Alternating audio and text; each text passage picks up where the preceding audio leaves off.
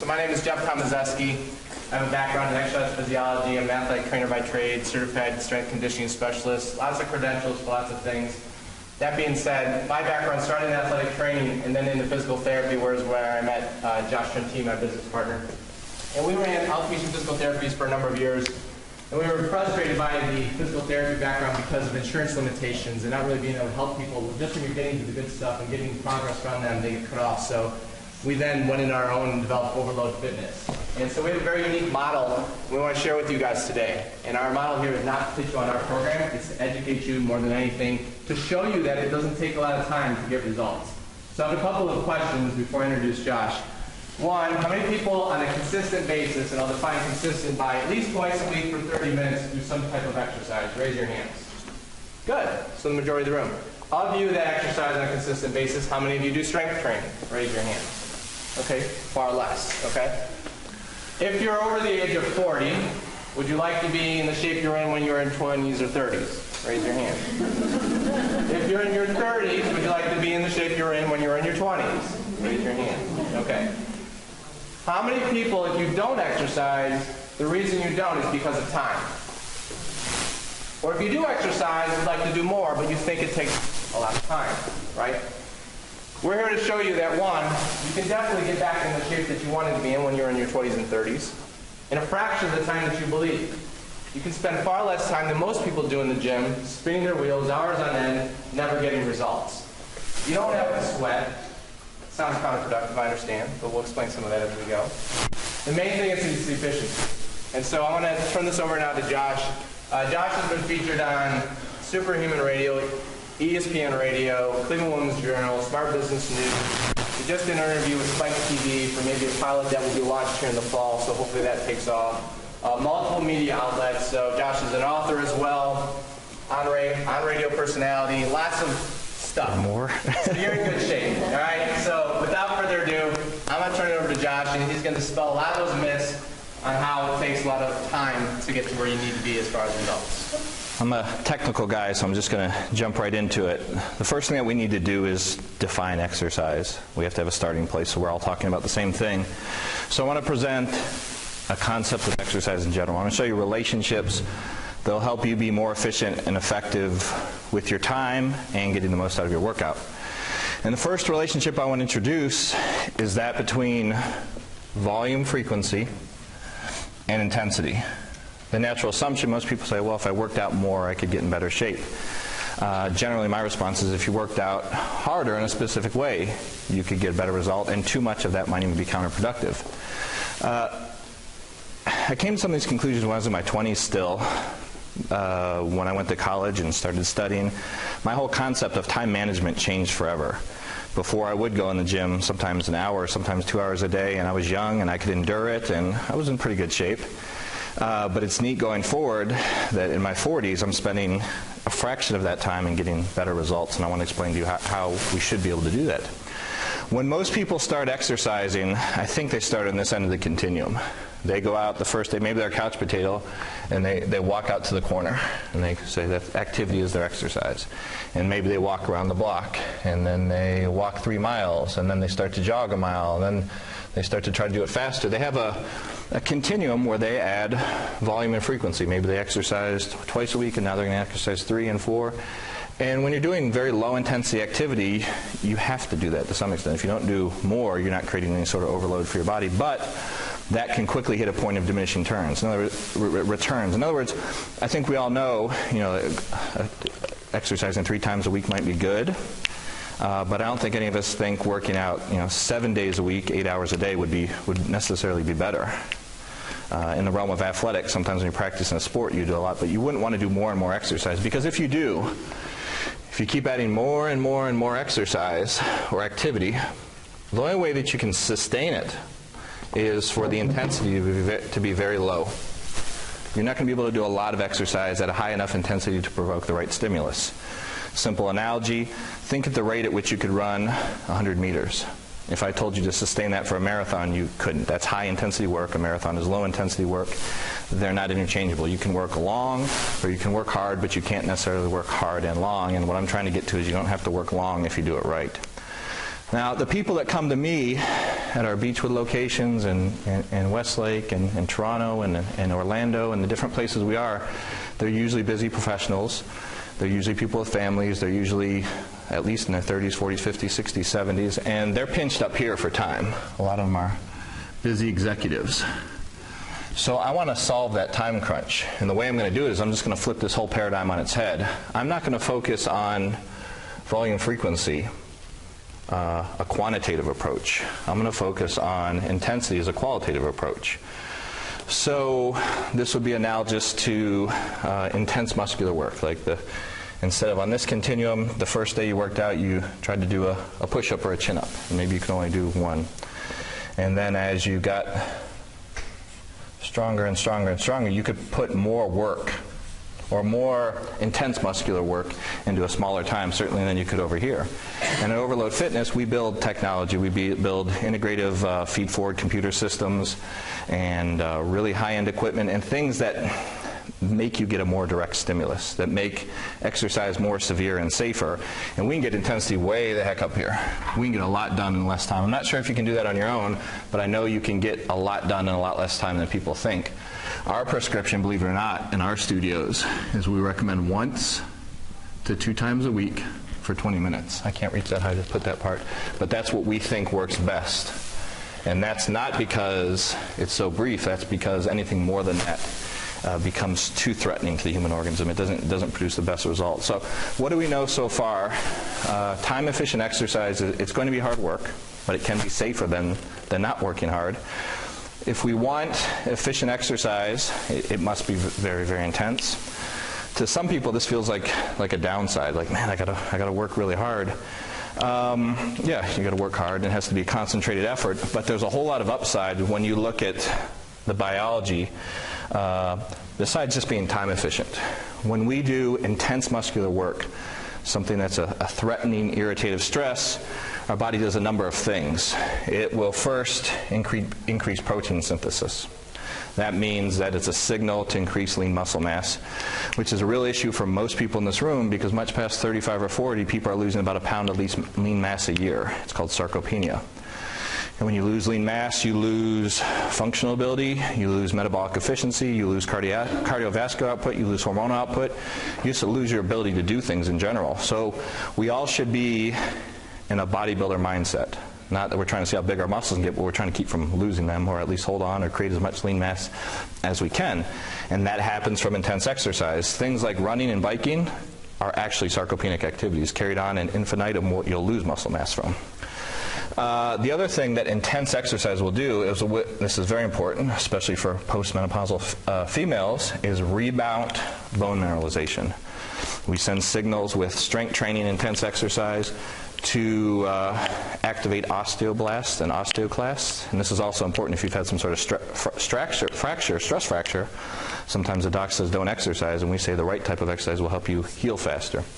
Intense exercise will improve chemical and hormonal output. When we're teenagers in the early 20s, we produce a lot of human growth hormone and IGF-1 and testosterone. We don't in our 40s. That can be reversed through a specific type of exercise that I'll define. We can improve our glucose economy. Lots and lots of people are on low-carb diets nowadays trying to avoid the metabolic shutdown they're having. I don't think it's necessary or productive. I think that we should do exercise that improves the way in which we use sugar for fuel as opposed to storing for fat, and exercise that improves insulin sensitivity. If anyone's a type 2 diabetic or knows a type 2 diabetic, that is a reversible pathology with exercise and improvements in diet, especially intense exercise, not necessarily a lot. Believe it or not, most people assume that strength exercise is for muscles and bones and not for cardiovascular. It has the most profound effect on cardiovascular function. The reason for this is our cardiovascular system is supportive of our muscles. In other words, our rate and frequency of respiration is always determined by muscular work. Harder muscular work produces a higher order of cardiovascular response. Now, we're not talking about target heart rate, that thing where we're just revving our engine. We're talking about improving our stroke volume. In other words, with every beat, our heart can push more blood out, it can bring more blood back, and it also improves in vascular and muscular networks that assist in the process. So we become more efficient from strength training our heart function. This is something we didn't think in the 80s and things that we know to be the best cardiac rehab today, which is opposite of what you see in most places. Intense exercise can enhance flexibility, generally tight muscles or weak muscles. And the most exciting one, I think this is probably one of my favorite parts of the talk today, is that of epigenetics. We used to think genetics fixed. And as science evolved, especially in the last 7 to 10 years, we're seeing it's not as fixed as you thought. Now, you did inherit from your parents RNA and DNA that tell your cells how to reproduce, and it determines largely how tall you'll be, and your hair color, and your eye color, and your bone structure, etc. But there are 900 different age-related genes. And those genes, their expression will turn off eventually. So think of big light switches on the wall that as we hit 30, one turns off, and 40, another one turns off. And you see things. Like I see gray I didn't have here, and I don't have as much hair here, and I have a little line here. There's some things I can't change. But out of those 900 genetic expressions, there's over 600 that can be affected by intense, severe exercise. It can actually turn genetic expression back on. So the first time we see science that proves we can stop and reverse aging with exercise. And I've seen this too many times. We've now been in business in Beechwood like 13 years. The guy comes in when he's 60, and you think, okay, he's an older guy, but we know we can make some improvements. We didn't necessarily predict that he'd be better at 73 than he would be 60. Now, there's a lot of lifestyle change and a lot of reasons for that, but I see it all the time. I'm in much, much better shape at 42 than I was 22. There's neat stuff happening, and it's not because of a big time investment. It's because of a concentrated effort, a qualitative approach to exercise. Lastly, before I explain the exercise, I want to explain the biology behind the process. I think I've said this 3 times already. Productive exercise is going to be a threatful, irritating stimulus. It's a stress. It is one more stress on top of all the other stress you have. And if you study stress physiology, not The Biggest Loser show or something like that, exercise, at least as it's interpreted by the organism, is a bad thing. It has to be a bad thing, otherwise the body's not going to synthesize a response. If there isn't some kind of overload, which is the name of Jeff and I's business, then the body, it's not going to do these things. Okay, so we have to bring a threatful, irritating stimulus to the body. So this S represents stimulus.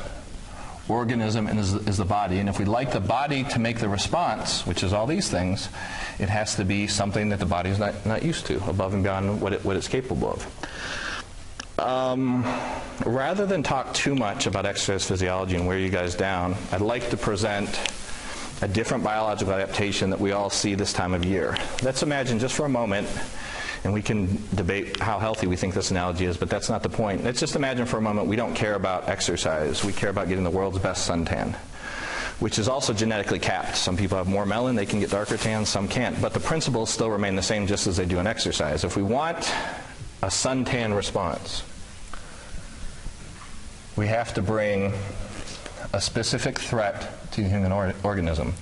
And the sun can act as that threat, but it has to be even more concentrated than just sun general. And exercise is the same way. I'm going to get to this. But the sun produces a number of things. The sun produces full spectrum light. I could stand under these lights all day, and I'm not going to get a suntan effect. It's not the right type of threat. It's important that we identify the key stimulus. The sun produces radiant heat. I could stand by in the winter, my heater all winter like this, and the back of my legs never get tan. It's not the right type of threat. The only thing that the sun produces that's going to threaten the organism into adapting is UV radiation. So now, once we know that it's UV radiation, we can concentrate the whole effect, and this is where it gets really cool. If you want the world's best suntan, I'll just take myself for an example, and I've been in the sun a lot. I just got back from Barbados, but I in Cleveland weather, to sustain this particular complexion, maybe like at least a few times a week, 3-4 times a week, 3-4 hours in the sun, and I'll keep this color, and otherwise it will slowly go away. But I could keep the color a different way. My pressure down the street from my client down the street from my studio, he has high pressure tanning beds. And you get in the darn thing for 5 minutes instead of 4 hours.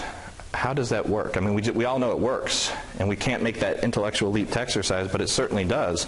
And the reason it works is because we concentrated UV radiation, but when you do that, you flip the rules on its head. In other words, I could sit in the sun for 3-4 hours without a negative consequence. If I went in that tanning bed that concentrated the one part of the stimulus, if I laid in there for 3-4 hours, I would burn and I would die. So the rules change, and they change with exercise as well. If you're doing this type of intense exercise that I'm talking about, you can't do it 3, 4, 5, 6, 7 days a week. You have to do it in a time-condensed manner, because if you bring the stimulus back to the organism too soon, the body can't make a response. It just X's it out. So you have to learn to create an exercise prescription. And inherently, people don't think this way. People think stimulus response. They think, well, I'll use the ab roller thing or do a tummy exercise, and I'll get a flat abdomen. It doesn't work that way. You threaten the organism supplies needed response. The suntan analogy will get you there. Now, the million-dollar question is, how are you going to do this? What modality? How long? What type of training? And we believe the most effective exercise there is strength training, hands down. Now, this science is starting to support our position. We believe this for some time. But the reason we believe this is just because how human biology works. Human muscle tissue is the only thing of these adaptive organisms that you have volitional control over. You can't take your heart and put it on a treadmill. You're using muscular work. You're just using low-level muscular work. And as you build the higher order of muscular work, you have a better cardiovascular response. And then when you have increased muscle mass, there are other factors that improve the stroke volume of the heart. So there's all these good things that can happen from strength exercise. We listed them. All other forms of exercise that I'm aware of, and I often call them activities, are not as comprehensive as strength training. So every single human being should strength train. One of my biggest objections I hear from women is I don't want to get big. And the biggest objections I hear from men, I'm not getting big fast enough, meaning muscles. And that's, again, genetically capped. I have an unusual disposition where I can gain more muscle than other people. Jeff can't gain quite as much muscle as me on the same exact program. We're just different. Generally, people don't get too big because our biology isn't wired that way. If you have excessive muscle mass, it's expensive. So you can put hormones and throw things off or find someone with a weird genetic disposition and their muscles get too big. But we all have a different problem. Beyond 35 and 40, we're losing lean mass. And I guarantee if you look over the years, you don't have as much here. You don't have as much here. You don't have as much here. And the average person is losing about a pound of muscle and replacing that with a pound of fat. So sometimes they weigh the same and they're not as functional and don't look as well. So we're going to push high-intensity strength training. Generally done on machines rather than barbells for safety factors, and so you can push the exercise deeper. And when we embark upon this strength training program, we'd like to do full body exercise. We don't think like bodybuilders think, where they think, well, I'm going to do arms this day and shoulders this day and legs this way. We think of full body synergy patterns. The best exercises, I'll name 5 or 6 of them that produce the most profound effect. So you find these apparatus in a gym, and you go up to them and you try to figure out how much resistance to use.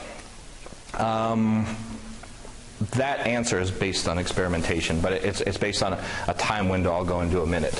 But let's just say, until we describe this for the sake of explanation, that we don't put the heaviest weight on a machine that you could use. That would be very oppressive and that would be dangerous. If we knew how strong you were, if we knew what 100 units of force was fresh, we'd give you less than that. We'd give you like 75 units of force. And believe it or not, when you start to push on it, this represents repetitions. So you slowly push on the weight and complete a repetition over a slow period. We're talking a good 8 seconds at least. It's actually easy in the beginning. You can really control it, and you can get in, you can protect your joints, and start to promote some of these other metabolic effects we want from exercise. You lift the weights slow, and you lower them slow. And it's still kind of easy, right? Lower in 8 seconds. Lift in 8 seconds, roughly, just as slow and uniform as you can move. What you'll notice as you do this, if you do it well, and you keep continuous tension and the weights aren't way too light or way too heavy, that right about 90 seconds, something happens. And the reason I want to point this out, most every human being who strength trains stops before 90 seconds. They pick up the darn thing, set it down, and walk around and talk to their friend, come back, do it again, do it again. And the reason this isn't good, it can produce some mechanical changes. That person has a certain genetic disposition or takes hormones. They can get some bigger muscles from that, don't get me wrong. But I'm way bigger than that. I'm after epigenetics, hormones, natural hormone attenuation, protein synthesis. So I have to have you in an exercise for 90 seconds minimally, which feels like a really long time compared to what you're used to doing probably. The reason 90 seconds is important is because your normal blood pH, we're going to get a hormonal effect we're after. Your normal blood pH is 7.4, 7.35, 7.4. And with each one of these repetitions, lift and lower, it dips.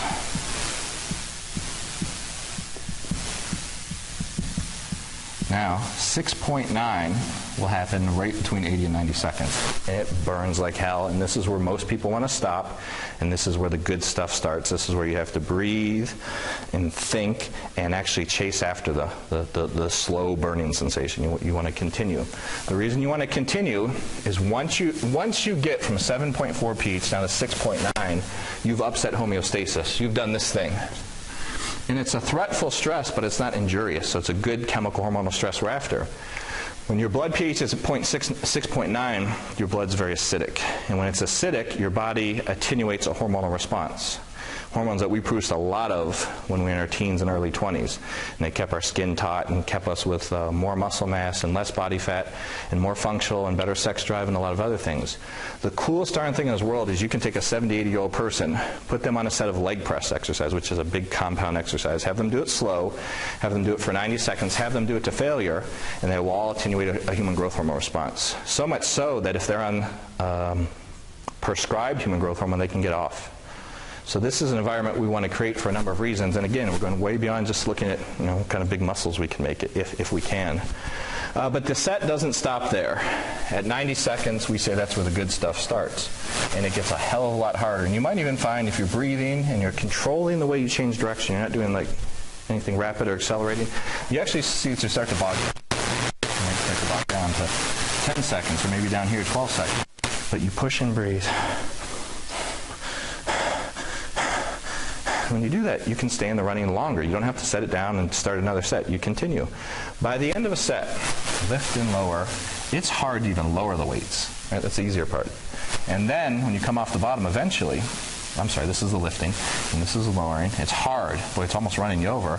In your mind, you're saying, I don't even know if I can engage another one. I want to remind everyone, or if I haven't told you yet, the goal of strength training isn't to see how much weight you can lift or how many reps you can do. It's how effectively and thoroughly you can fatigue your musculature so we go beyond just muscles and get these things. So even if you can't lift the weight, or even if you're not sure if you can complete a rep, you try. You try to inroad or fatigue the musculature as long as you can, as effective as you can. So what it would look like if I'm doing a pressing exercise.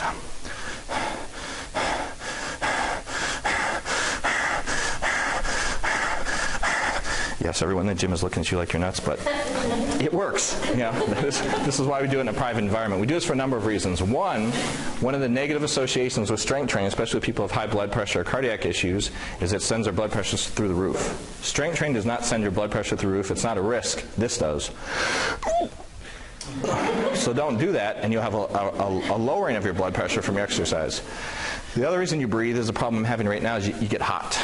And when you get hot, if you pant, this is breathe free, but it turns into a pant by the time it gets hard. You're dissipating a tremendous amount of heat, just like an animal.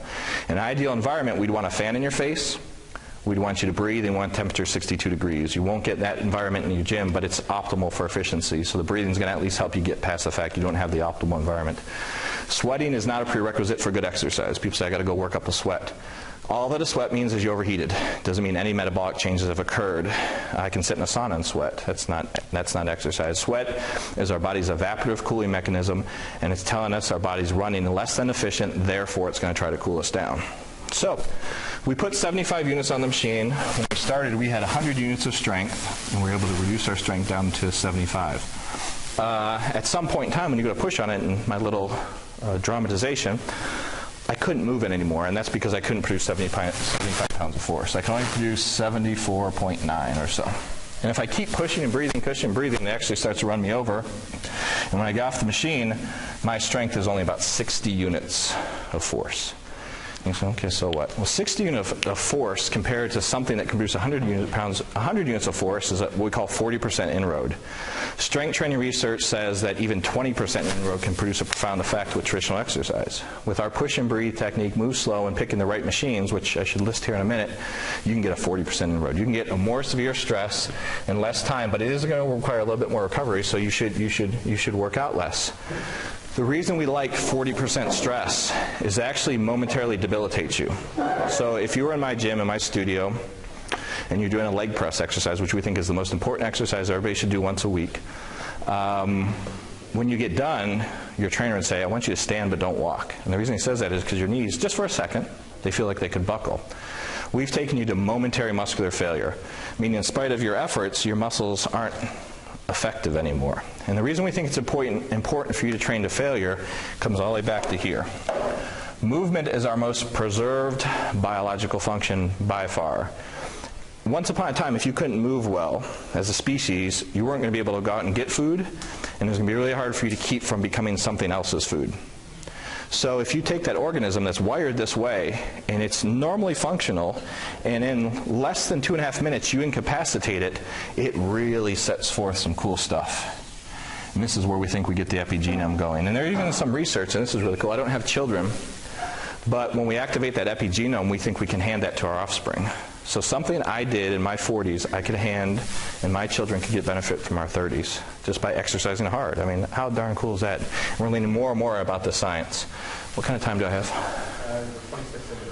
Okay, I want to do some questions. Is it 30 total? Okay, one last thing I'll say, then we'll do questions. This process, the name of it, reducing the strength of your muscle. So remember, assumed objective, lift weights. Make it go however you can, try to get reps. Real objective, find the path of greatest resistance, make it as hard as you can, move uniform, change directions gradually. So if I was lowering a weight, I don't go. I go. And that will keep me on the running longer. It gets more profound effects. Yes, you have to breathe that way, and it may make you uncomfortable to people, but go in the gym when it's quieter, I guess. We call this whole process of doing this inroading, momentarily reducing our strength so we can get a whole cascade of biological events. The reason we're married to inroading is it produces all of the things that I want as a stimulus so my body can respond the best. Cardiovascular adaptations, because of the way we're doing it, we're not holding our breath, we're doing it longer, and muscle work always dictates cardiovascular response. Chemical hormonal, remember the blood pH 6.9, it has to burn. If it's not burning, it's no good. But burn by itself isn't the whole thing, but it does give us chemical hormonal. And there has to be enough resistance. Especially women go in the gym and they use the little weights. They're toning. No, they're not toning. There's no such thing. Tonus is just a state of muscle. If you want to appear more toned, you have to increase your muscle mass and you have to lose body fat. You should use the heaviest resistances you can to fail within this window. And if you do, you'll get more good stuff. You'll get better cardiovascular, and you'll get mechanical changes. The cross-sectional area of your muscle increases. So in other words, people think muscle mass is this big here. That's not what happens. Your muscle, this is cylindrical, and as you strength train, it gets more dense, has more mitochondria, it uses sugar better. It changes inside. And the crappy part about that is if you're any over-fat, you don't see it. You're having these really profound metabolic adaptations all the way down your epigenome, and you can't see it because it's cross-section area. You'd have to go in some kind of MRI or DEXA scan. So a lot of the best benefits from exercise are not visually impactful unless you're very, very lean. And I can even argue if it's healthy to be as lean as it takes to see that. But I want to point out they're happening. They're there. Another one you can't see is if you inroad effectively with the resistance that's sufficient, you remount bone mineralization. Most elderly people, women, that break their hip don't fall and break their hip. Their hip actually breaks and then they fall. I mean, that should never happen. Our bones should last us our whole time. And if we just did strength training once a week with these exercises I'm about to list, you could have all these benefits and not the bad things that happen as we age. The exercises I'd like to present, and I'd like all of you to try the way I'm teaching you. And you go to our website to see videos. If my descriptions aren't clear and I'm really talking fast, go on our website. Jeff, can you do something? Overload Fitness and Renaissance Exercise so they can see. And I'll list them on the board, and you can see how to do the exercises. And the exercises that we're going to prescribe to start with for everybody. If you have a pen and paper, you could write these down, but they're also on the website. Leg press, pull down, or chin up. So that's an exercise where there's a cable and a bar, or you're using your body, and you're doing like so. That's chin up. Chest press or push-up. Chest press or push-up. Pushing something away from you slowly. For women, they can start on their knees, but the best is to use a machine. Compound row. There's handles out in front of you and you're pulling towards you. The reason this is so important is we all sit behind desks and computers too much, and we have an atrophy of our scapular muscles. When we have atrophy of our scapular muscles, our head juts forward and our shoulders protract. If we strengthen those muscles, there's no reason we should have that. I'm as guilty as anybody because I'm on a computer all day. But compound row, especially if when you get to the end, you hold it and keep breathing. You don't go, let you go. It will start to activate your scapular muscles again. And lastly, overhead press. Overhead press is pushing the weight up overhead. All these exercises should be done back to back if you can. Try to run from one to the next. They all should be done to failure, and they should all terminate. They should be in at least 90 seconds, up to as many as 3 minutes. If you can do more than 3 minutes, you need more resistance. If you can't do 90 seconds, it's too heavy. In our studio, we do custom program. This is very generic. I think it's the best if I don't have time to get in front of you, but some people need back exercise. Some people need specific arm exercise. We can customize more, but the thing that you can all do this week, and you can do it once or twice, and you can continue to do it as many as twice as long as you're progressing. Meaning every single workout with the exact same form, no speeding up, no lunging, no heaving, no changing directions rapidly. If you're on the machine a little bit longer, you have your little stopwatch, or you're counting the repetitions. As long as you do a little bit better, you should keep going twice a week at it. If twice a week has ceased to work, you can try once, or you can try doing 2 different programs with different exercises in one day and one on the other. And again, the website might give you some help here. If you come in our studios, we can guarantee a couple things. We can make it harder, we can make it briefer, we can make it safer and more productive. The way we do it, as severe as we do it, you can even get away with once a week. But anyone who exercises hard can get benefits from even once a week. We just recommend twice to start. That concludes my presentation. I hope I didn't talk too fast, and I'm willing to answer any questions if you guys still have time about, I guess, anything you want to talk about, exercise, nutrition, etc. I'm going to get a drink while you're conjuring those questions. How do you determine the weight? You guess. You guess. I'll make it clear in a second. So, you also want to start out with lighter than you think you probably could do. And you could tell by the first one. Am I going to be able to lift this? That's a start. If you couldn't do 5 or 6 repetitions, it's too heavy because you're not going to get past 90 seconds. Okay. If you could do more than 10 or 12, the women, that Women's Journal has an article on how to pick. I don't know if we can give it to these people. But 5 to 6 repetitions, done slow, so you have to be on at least 90 seconds. And if you can do it more than 3 minutes, you need a heavier weight. So pick something really light and make the first couple works just practice. And you're not necessarily going to make a lot of gains from them, but it's better to do it this way. Get the form down, get the breathing, learn how to push yourself a little bit, but not as hard as you can at first. And then after 3, 4, 5 weeks, you'll be using significantly more weight because you'll see that you start exceeding 2.5, 3 minutes. So minimum 90 seconds, maximum 3 minutes. And then progress. Make sure you progress your weight. You only got to do 1 set. I mean, just do it, and then next week come back and do it again. It's the coolest darn thing. Any other question? Yes? You were saying that if you do all this, so many people are on low-carb diet. Yes. But that you don't need to. Is there any kind of diet, like a higher protein or percentage, or does that vary according to the person? It does vary, and you could get as deep in that as you want. You can do lab work and gives you some clues, but let's make it simple first. And I'm seeing people finally catching on this. It's real simple. No matter what food you eat, no matter how much macronutrients, protein, carb, and fat, no matter how much sugar, if you're not in calorie range, now certain foods may allow you to eat a little bit more, some a little less, but if you're not in calorie range, it's not going to work. So the first thing you have to figure out is how many calories do I need? We have charts and we can give advice about this. But if you need 2,000 calories a day, and you're eating the healthiest darn food in the world, but you're eating 2,500 calories, you'll probably gain fat like about 1 pound every 7 weeks or so. So first things first, getting calorie range. Very generically, if I had to make a recommendation, I don't recommend no-carb diets because, especially as you get older, it can affect your thyroid. Sugar is a preferred source for the body. It's stressful to convert protein and fat via gluconeogenesis to sugar. Your body needs sugar. Our brain works on sugar, so it can be stressful. If you're in calorie range, you should be able to have carbohydrate. I like carbohydrate. You should be able to have it. Very generically, and please don't take this for everybody or always are the best, but roughly about 30-40% protein, 40-50% carb, and the rest fat, so it's left 20%-ish, and that works pretty good for most. And I think everybody knows what to buy. You go in the grocery store and you go around the edges. And not much stuff in the middle. I might get some rice. That's probably one of the few things I go down the middle aisles for. Almost never. I'm so fast. I hate when I go in the store with like a girlfriend or something, and they take forever. They want to do every aisle. I'm like, I can get all my food on the edges, I get my fish and the meat and the vegetables and the fruit, and it's easy. Everybody knows, but they don't necessarily stick. You feel better when you eat around the outside. Any more questions?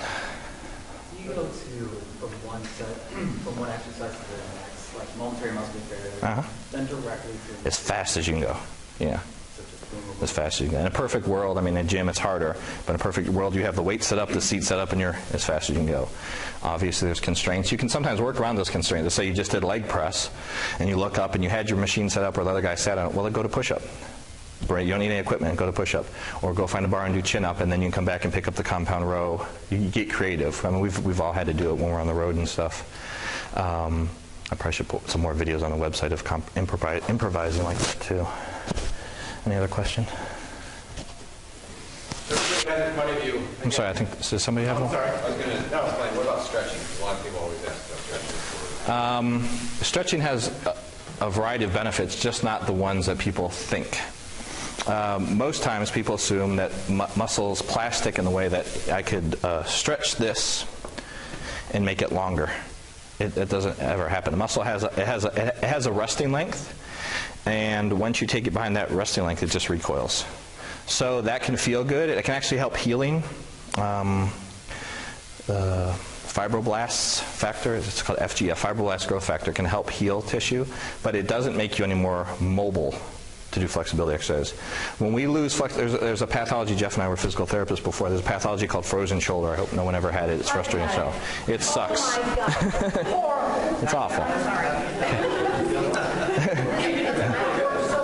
I was going to say, that one's good. I can relate.